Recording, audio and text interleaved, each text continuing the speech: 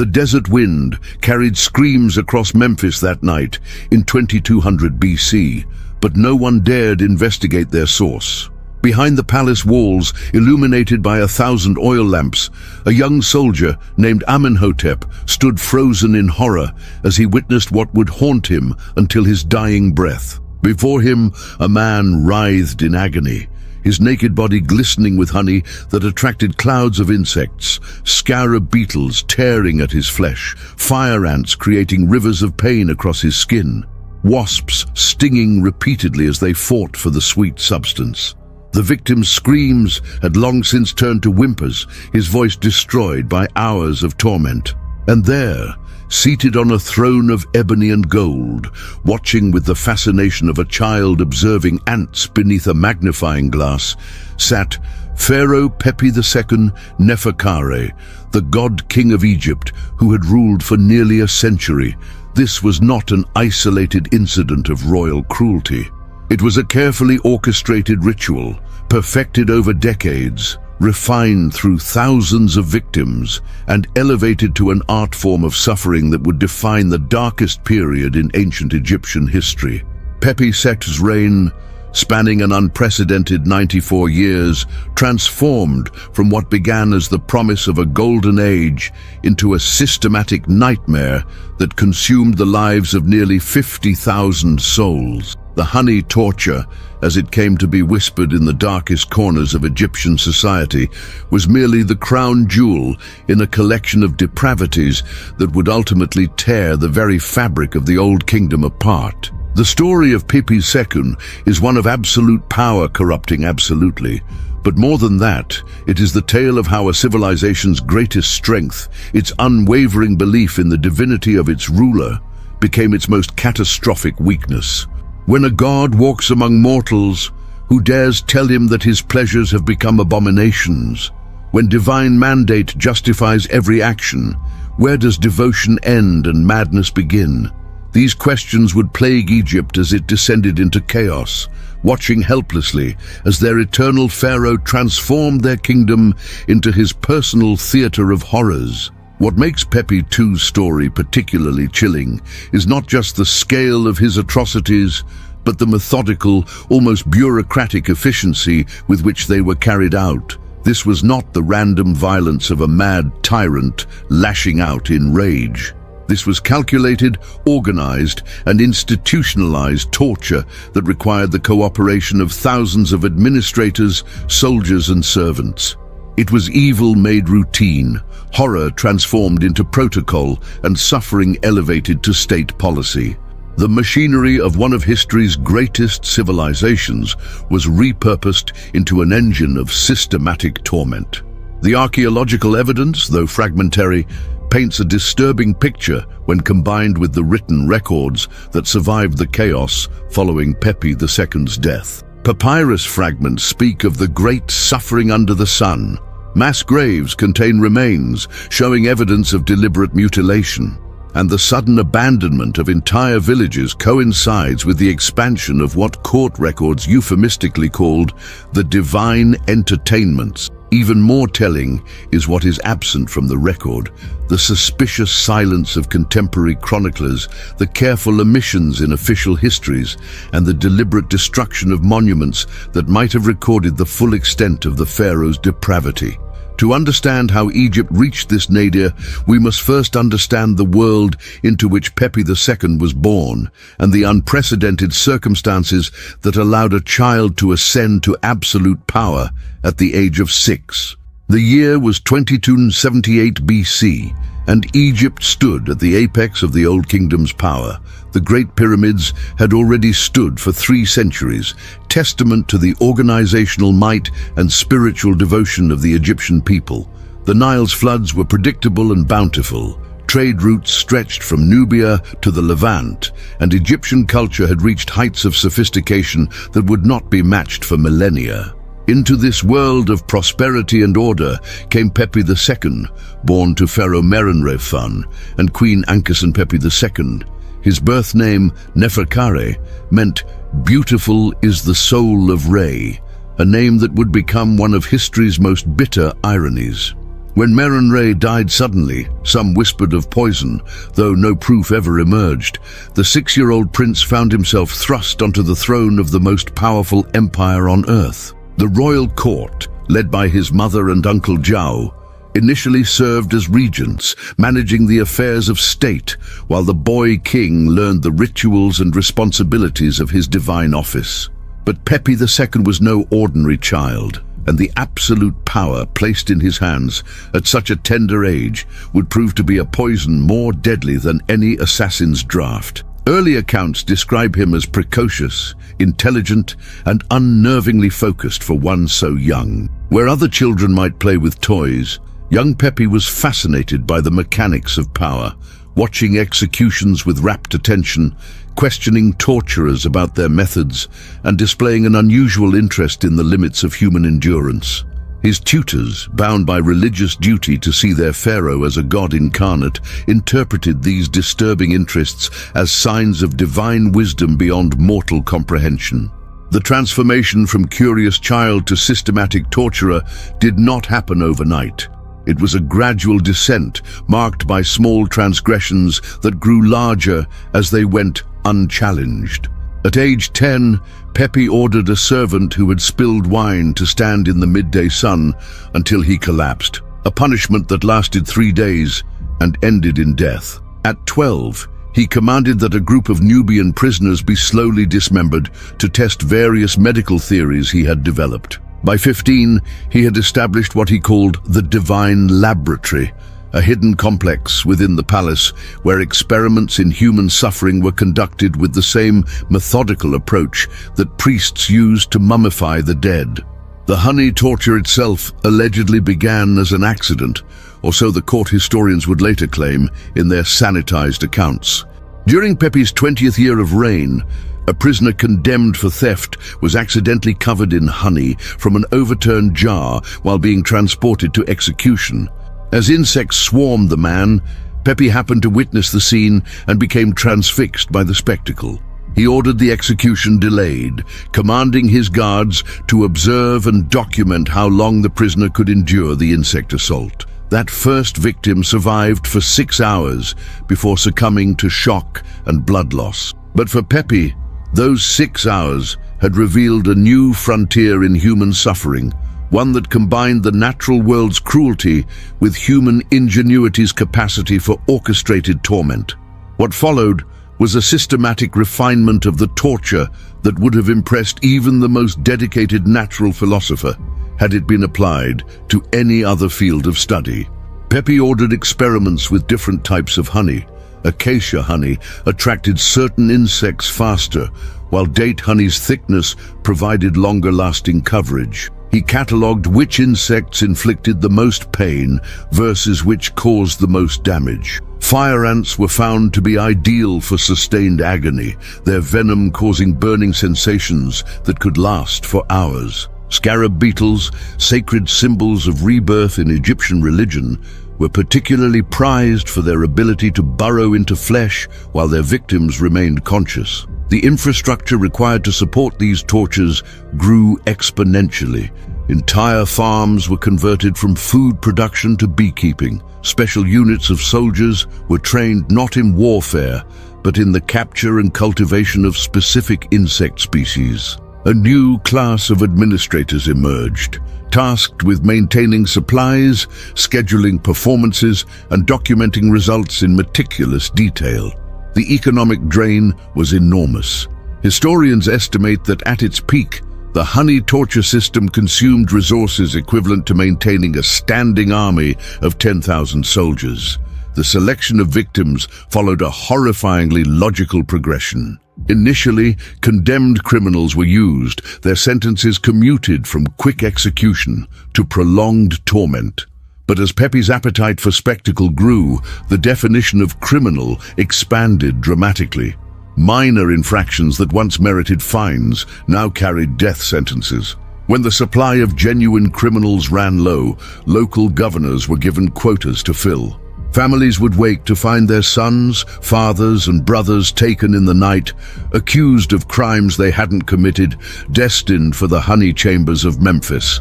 The ritual itself evolved into an elaborate ceremony that could last for days.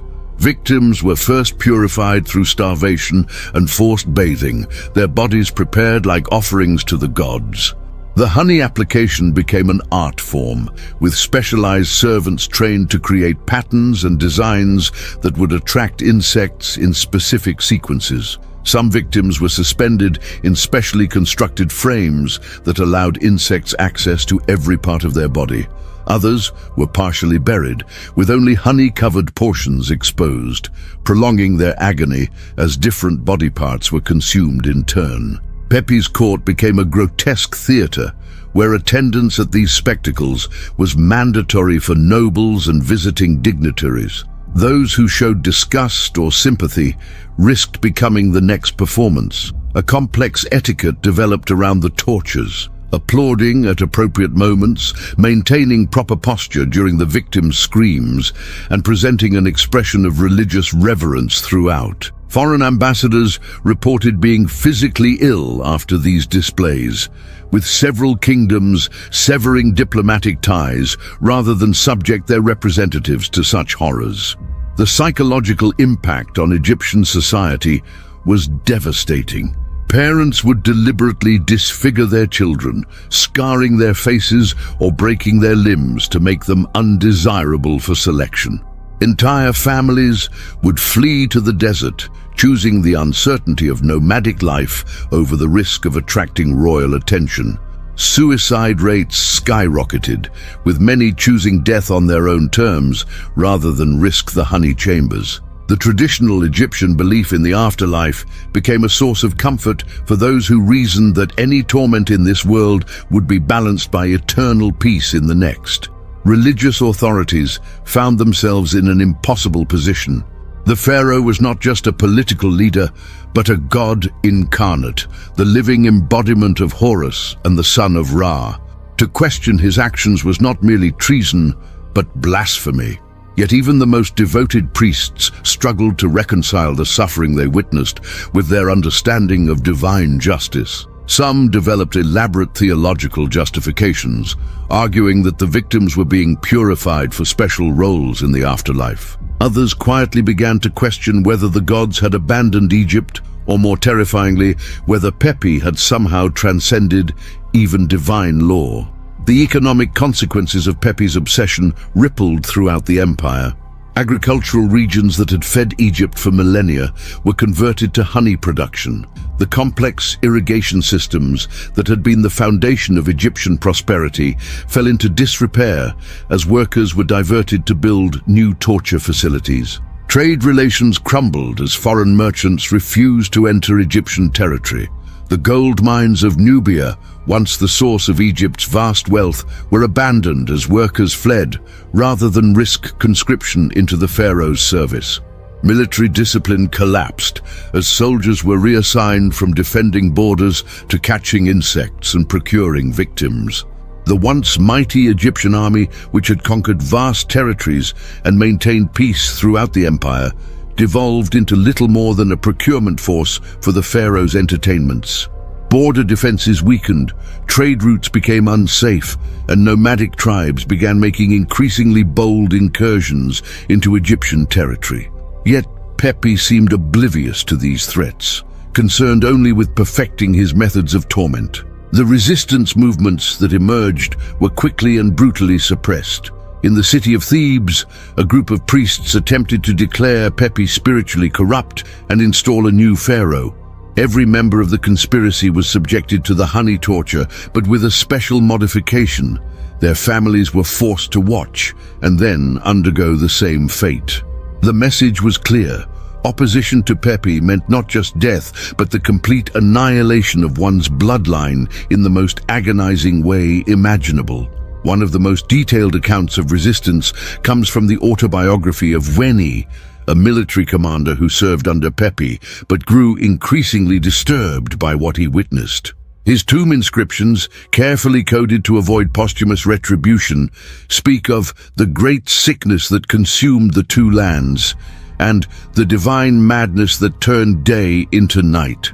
Weni describes organizing secret networks to help potential victims escape, using his military position to falsify death records and smuggle families out of Egypt. He estimates that his network saved over 3,000 people, though he notes with bitter irony that this was but a drop in an ocean of suffering. The international response to Pepi's reign evolved from incredulity to horror to complete isolation. The kingdom of Kerma in Nubia, long a trading partner and occasional rival of Egypt, sealed its borders completely, executing any Egyptian who attempted to cross. The city-states of the Levant formed defensive alliances specifically aimed at preventing Egyptian expansion. Perhaps most tellingly, diplomatic records from Mesopotamia refer to Egypt not by its traditional names, but as the land of screams and the kingdom where the sun god has turned his face away. Even within the palace, the atmosphere grew increasingly surreal and nightmarish. Servants walked in constant fear, knowing that a misplaced word or gesture could result in their selection for the next spectacle. The royal children, Pepi had numerous sons and daughters through his various wives and concubines, were raised in an environment where witnessing torture was as routine as attending religious ceremonies. Some grew up to become enthusiastic participants in their father's depravities, while others retreated into madness or carefully cultivated obscurity to avoid attention. Queen Ankhesen Pepi II, Pepi's mother, provides one of the most tragic figures of this period. Initially serving as regent and protector of her young son, she lived to see him transform into a monster beyond her worst nightmares. Palace records suggest she attempted several times to reason with him, to remind him of the responsibilities of divine kingship. Her later years were spent in self-imposed isolation within the palace, emerging only for mandatory court functions. Her death in Pepi's 40th year of reign was officially recorded as natural causes, though persistent rumors suggested suicide by poison. The technological innovations that emerged from Pepi's obsession present a disturbing footnote to this period. The need to transport and maintain various insect species led to advances in primitive climate control and specialized containers. The documentation of torture sessions resulted in detailed anatomical observations that, divorced from their horrific context, advanced Egyptian medical knowledge.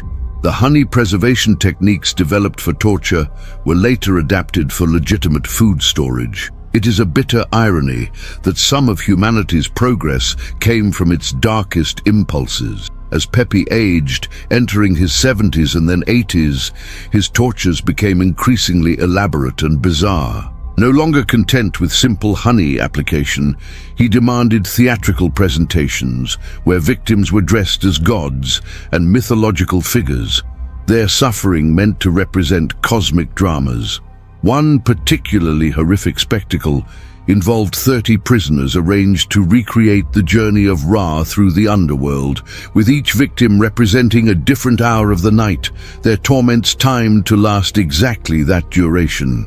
The administrative structure supporting these atrocities had become so entrenched that it developed its own momentum.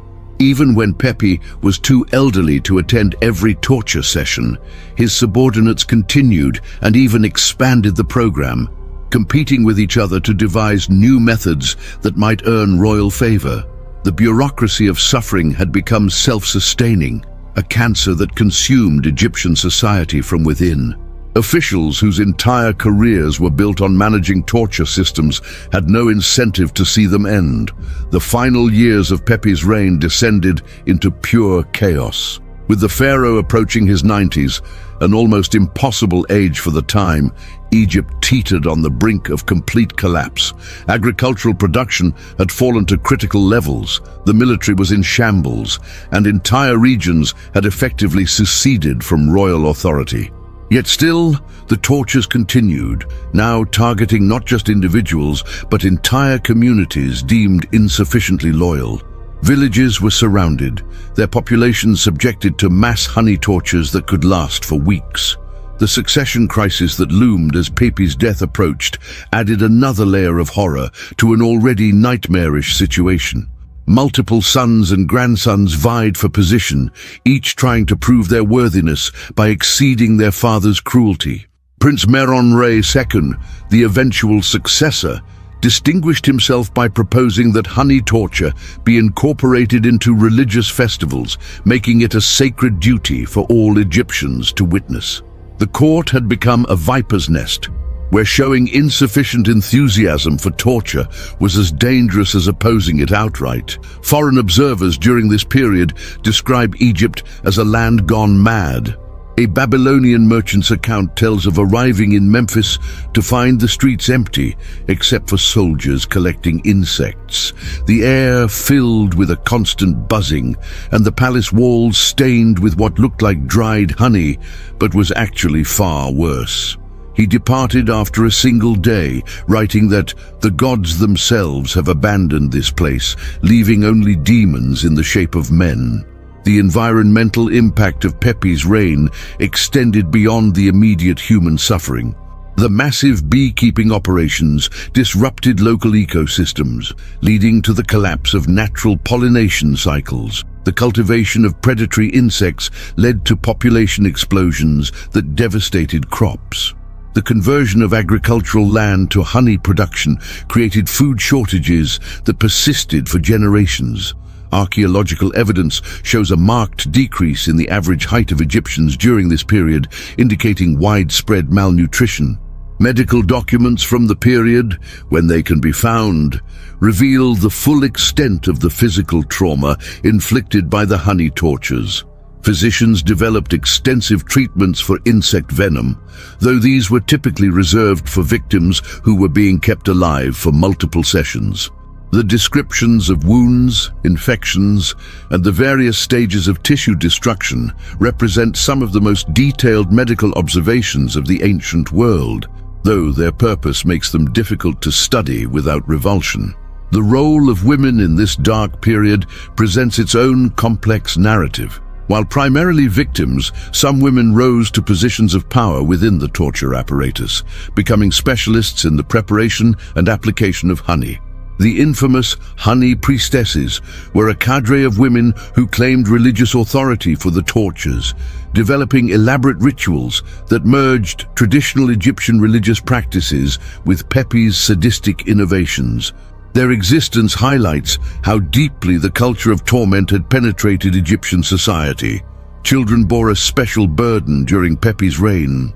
Those who showed physical beauty or intelligence were at particular risk of selection, leading parents to deliberately stunt their children's development. Education collapsed as families focused solely on survival. An entire generation grew up knowing nothing but fear, their childhood memories dominated by the screams from the palace and the constant threat of selection. The psychological scars would persist long after Pepys' death, creating a traumatized society that would take centuries to heal. The artistic and cultural output of the period reflects the pervasive horror. Traditional Egyptian art, with its emphasis on order, beauty, and divine harmony, gave way to increasingly dark themes. Tomb paintings from the era show disturbing scenes that scholars initially dismissed as symbolic, but now recognize as literal depictions of contemporary events. Poetry and songs, when they survived, speak in coded language about the time of sweet death and when the golden tears fell from heaven. Economic records, meticulously kept by Egyptian bureaucrats even during the worst periods, reveal the staggering cost of Pepys' obsessions.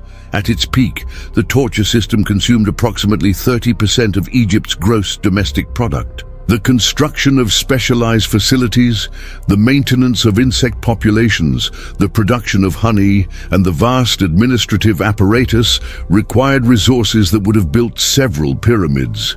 This economic drain, combined with the loss of productive population and the collapse of trade, created a spiral of decline from which the Old Kingdom would never recover. The medical experiments conducted under the guise of torture extended beyond the honey applications. Pepi's physicians, given unlimited human subjects and no ethical constraints, explored the limits of human endurance in ways that wouldn't be seen again until the darkest chapters of the 20th century. They documented how long humans could survive various injuries, tested the effects of different poisons, and experimented with surgical procedures that had no therapeutic purpose. These records, when discovered by later scholars, were often destroyed rather than preserved, deemed too dangerous to human knowledge. The international isolation of Egypt during the latter part of Pepi's reign had profound consequences for the balance of power in the ancient world. With Egypt effectively removed as a major player, other civilizations expanded into territories and trade routes previously dominated by the pharaohs. The Mesopotamian city-states strengthened their positions, Nubian kingdoms consolidated their independence, and Mediterranean maritime powers began to emerge. The power vacuum created by Egypt's self-destruction would reshape the entire ancient Near East. Religious reforms attempted during Pepi's reign revealed the desperate attempts by some priests to provide theological justification for ending the tortures. New interpretations of ancient texts suggested that excessive cruelty could anger the gods and bring divine retribution. Some brave priests even suggested that Pepi had been possessed by Seth, the god of chaos, and required exorcism rather than obedience. These reform movements were invariably crushed, their proponents subjected to especially elaborate tortures designed to demonstrate the pharaoh's supremacy over religious authority. The role of magic and superstition increased dramatically as rational explanations for the horror became impossible. People turned to amulets, curses, and protective spells in desperate attempts to avoid selection. A thriving underground market emerged in supposed protections against the honey torture, from special oils that supposedly repelled insects to magical papyri that promised invisibility from royal agents. None worked, but the desperate hope they provided became a crucial psychological survival mechanism for many Egyptians. Archaeological evidence from mass graves dating to this period tells its own grim story. Skeletal remains show evidence of insect damage to bone, indicating that some victims endured the torture for so long that insects penetrated through flesh to the skeleton itself. The positioning of bodies suggests that many victims were buried while still alive, the honey torture continuing even as earth was piled upon them. The sheer number of these graves, dozens have been discovered, each containing hundreds of bodies, supports the historical estimates of tens of thousands of victims. The final decade of Pepi's reign, as he passed 90 years of age, saw the complete breakdown of central authority outside the immediate vicinity of Memphis. Regional governors declared independence, priests abandoned temples, and farmers fled their fields rather than contribute to the honey production. Yet in the palace, surrounded by an increasingly small circle of fanatics and sycophants, Pepi continued his tortures with undiminished enthusiasm. Accounts describe him being carried to torture sessions on a litter, too frail to walk but still commanding enough fear to ensure obedience. The methodology of selection in the final years became completely arbitrary. Where once there had been at least the pretense of judicial process, now soldiers simply seized whoever they encountered.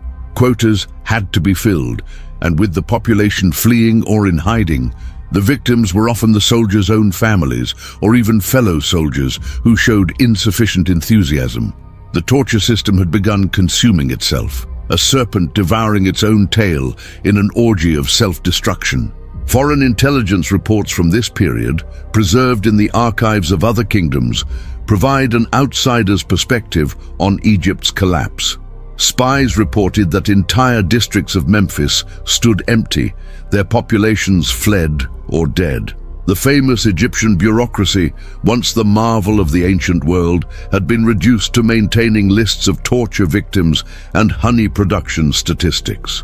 The great temples were abandoned, their priests fled or dead, their treasures looted to fund the continuing tortures. The environmental catastrophe caused by Pepi's policies extended beyond Egypt's borders. The collapse of Egyptian agriculture led to reduced Nile management, affecting water flow downstream and disrupting ecosystems throughout northeast Africa.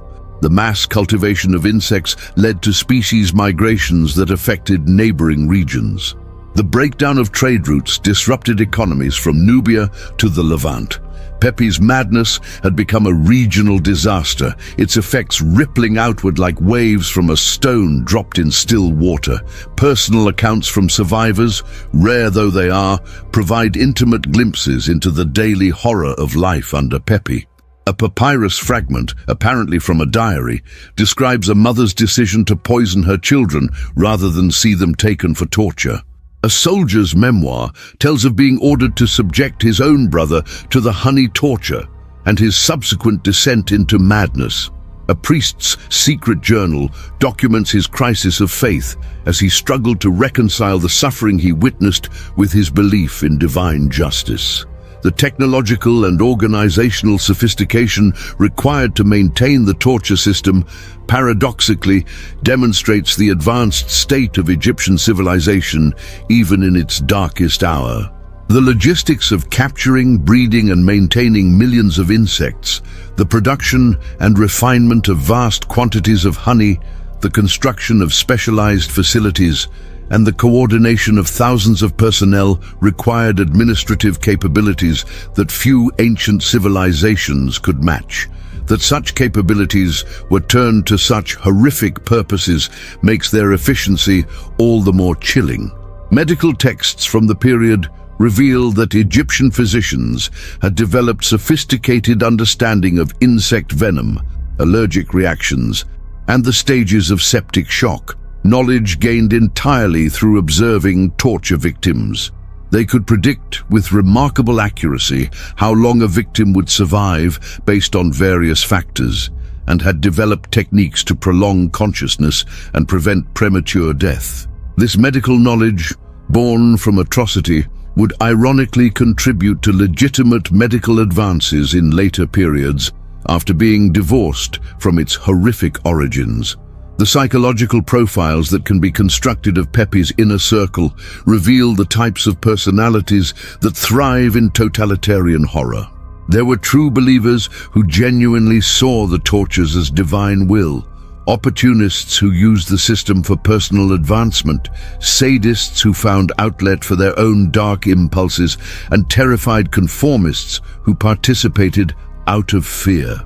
This mix of motivations created a self-reinforcing system where even those who privately opposed the tortures publicly supported them, creating an illusion of unanimous approval. The economic indicators from the period show a civilization in terminal decline. Tax revenues collapsed as the population fled or died. Trade income disappeared as foreign merchants avoided Egypt, and agricultural production fell to subsistence levels. Yet, expenditure on the torture apparatus continued to increase, funded by depleting treasury reserves accumulated over centuries. By Pepi's death, Egypt was effectively bankrupt, its economy destroyed by decades of misallocation of resources toward institutionalized suffering. Cultural memory of Pepi's reign would be deliberately suppressed by subsequent dynasties, who recognized that the full truth would permanently damage the legitimacy of pharaonic rule. Official histories were rewritten, monuments defaced, and records destroyed in a systematic attempt to erase or minimize the horrors. Yet the trauma was too deep, the memories too vivid, and the evidence too widespread for complete suppression.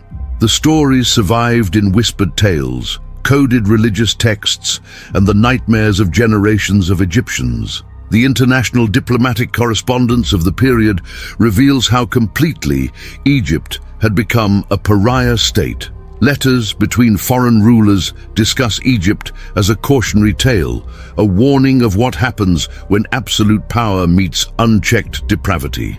Trade agreements specifically excluded Egyptian goods, military alliances were formed against potential Egyptian aggression, and diplomatic protocols were revised to avoid any recognition of Pepi's legitimacy. Egypt had become the ancient world's first true rogue state. The final months of Pepi's life saw an acceleration of atrocities, as if he sensed his approaching death and was determined to extract every possible moment of suffering from his remaining time. Multiple torture sessions were scheduled daily, with victims processed in assembly line efficiency. The palace grounds were said to be carpeted with insects, the walls sticky with honey residue, and the air thick with the smell of death. Even hardened soldiers reportedly fled rather than continue serving in such conditions. When death finally came for Pepi II in 2184 BC, after 94 years of rule, it found a kingdom already dead in all but name. The succession struggle that followed was brief and brutal, with various claimants fighting over the ruins of a once great civilization. Merenre Seku, who eventually claimed the throne, ruled for barely a year before being overthrown. The Old Kingdom, which had endured for nearly a millennium, collapsed entirely within a decade of Pepi's death, fragmenting into competing territories that would take centuries to reunify. The immediate aftermath of Pepi's death saw an explosion of revenge violence against anyone associated with the torture system. Former administrators were hunted down and killed, often subjected to the same tortures they had overseen. The specialized facilities were burned, the insect colonies destroyed, and anything associated with the honey tortures was systematically obliterated. This violent purge, while understandable, destroyed much evidence that might have provided a fuller picture of the period's horrors. Archaeological excavations at sites associated with Pepi's reign continue to yield disturbing discoveries. A recently discovered complex near Memphis appears to have been a training facility for torture administrators, complete with detailed instructional hieroglyphs and practice chambers. Another site yielded thousands of ceramic vessels specifically designed for insect storage, their quantity suggesting an industrial scale of operations previously unimaginable. Each new discovery adds another layer to our understanding of how systematized the horror had become. The religious implications of Pepi's reign created a theological crisis that persisted for generations. If the pharaoh was divine, how could a god commit such atrocities? If he wasn't divine, what did that mean for the entire structure of Egyptian religion and society? Some priests developed the doctrine of divine testing, arguing that Pepi had been a trial sent by the gods to test Egyptian faith. Others suggested that his extreme longevity itself was a curse, a divine punishment that Egypt had to endure for some unknown transgression. The demographic impact of Pepi's reign can be seen in population statistics that show a dramatic decline during his rule. Census records, where they exist, suggest that Egypt's population fell by as much as 20% during the latter half of his reign. This represents not just direct victims of torture, but also those who fled, those who died from famine caused by agricultural collapse, and the children who were never born because of the disruption of normal family life.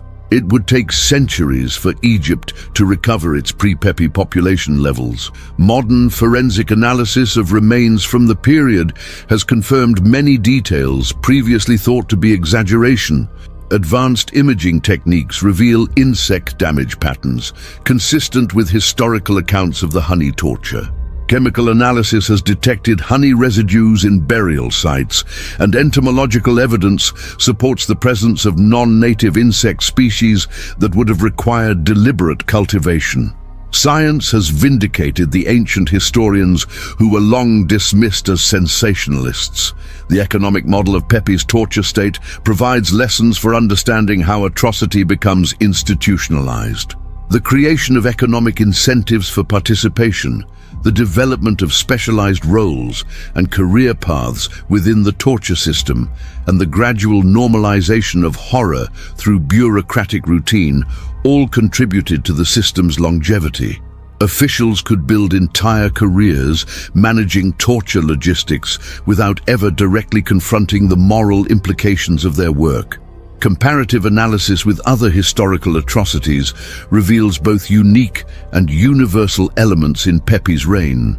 The use of natural elements, insects, as instruments of torture was relatively unique, as was the incredible duration of the systematic program. However, the patterns of escalation, normalization, and institutional capture are depressingly familiar from other periods of state-sponsored terror. Pepi's Egypt serves as an early example of how civilized societies can descend into barbarism while maintaining the structures and appearance of organization. The gender dynamics of the torture system reveal complex patterns of victimization and complicity. While men formed the majority of direct torture victims, women suffered through the loss of family members, sexual violence from soldiers conducting raids, and the economic devastation that particularly affected those without means of independent support. Some women, however, found protection and even power by becoming part of the torture apparatus, a moral compromise that ensured survival at the cost of participation in atrocity. The role of child soldiers in Pepi's system represents one of its most disturbing aspects. Children, some as young as 8 or 9, were recruited to assist in insect collection and victim preparation. Their youth made them particularly susceptible to indoctrination, and many grew up knowing no other life than service to the torture system. These child soldiers, psychologically damaged and socially isolated, would form a problematic population in post-Pepi Egypt, unable to integrate into normal society. The intellectual climate during Pepi's reign shows how tyranny corrupts not just politics, but thought itself. Scholars and scribes, traditionally the preservers and advancers of knowledge, were reduced to documenting torture techniques and composing praise poems for the pharaoh's cruelties. Mathematics was applied to calculating optimal victim-to-honey ratios, medicine was perverted to prolonging suffering, and literature became propaganda for atrocity. The life of the mind itself became subordinated to the machinery of torment. The collapse of Egypt's military superiority during Pepi's reign had long-lasting geopolitical consequences. The professional army that had made Egypt the dominant power of the ancient world was reduced to a glorified police force focused on internal oppression. Military innovations ceased, training deteriorated, and Egypt's enemies grew bold. The Libyan tribes that had once feared Egyptian retaliation began raiding with impunity. The Nubians reclaimed territories they had lost centuries earlier. The balance of power in the ancient world shifted permanently. Environmental archaeology has revealed the ecological disaster that accompanied Pepi's reign. Soil samples showed dramatic changes in pollen distribution, indicating the wholesale conversion of diverse agricultural lands to monoculture honey production. Insect population dynamics were so disrupted that some species went locally extinct, while others experienced population explosions. The Nile Delta's delicate ecosystem, shaped by millennia of careful management, began collapsing under the pressure of unsustainable agricultural practices. The psychological concept of learned helplessness helps explain why Egyptian society tolerated Pepi's atrocities for so long. As the tortures became routine and escape seemed impossible, people developed coping mechanisms that involved acceptance and rationalization rather than resistance. This psychological adaptation, while enabling short-term survival, created a traumatized population incapable of effective opposition. The few resistance movements that emerged were quickly crushed, reinforcing the sense of helplessness. The role of propaganda in maintaining Pepi's regime reveals sophisticated understanding of mass psychology.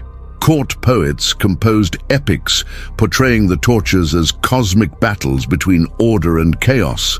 Artists created monumental works showing Pepi as a divine warrior defeating the enemies of Ma'at, cosmic order. Religious ceremonies incorporated symbolic references to the honey torture as a form of divine justice. This propaganda campaign created cognitive dissonance that paralyzed potential opposition. How could one oppose what was portrayed as divine will? The international refugee crisis caused by Egyptians fleeing Pepi's regime had ripple effects throughout the ancient world. Neighboring kingdoms struggled to absorb thousands of refugees, leading to social tensions and economic pressures. Some regions experienced cultural transformation as Egyptian refugees brought their skills and knowledge, but also their traumas.